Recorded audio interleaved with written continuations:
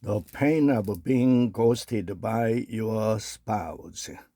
When our boisterous household fell silent, I longed to hear the sound of my pet name. Disappointment was everywhere, declaring its presence in banging doors and hushed silences. In the Indian state of Tamil Nadu, where I was born and raised, I was given a beautiful name, Chidambara.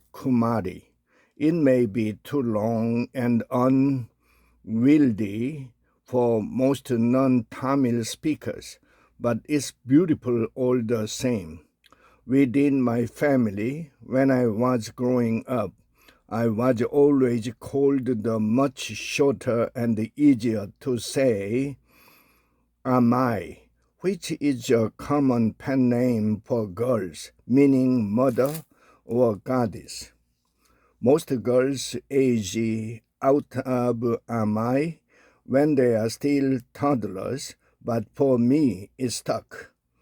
It wasn't just my parents who called me Amai, but the entire extended family, including aunts and cousins.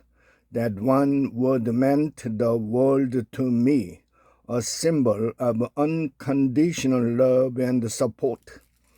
Various nicknames followed me through school and college, too many to remember. Decades later, I ran into an old classmate who couldn't recall my full name, saying she could only think of me as the girl with the weird long name. I didn't complain. One February day 2 decades ago, when I was 24, I agreed to meet a potential husband from my town who had been living and working in the United States and was back home for a visit. Over the previous years, I had been introduced to and turned down many men who had met with me and my family, but this man was different.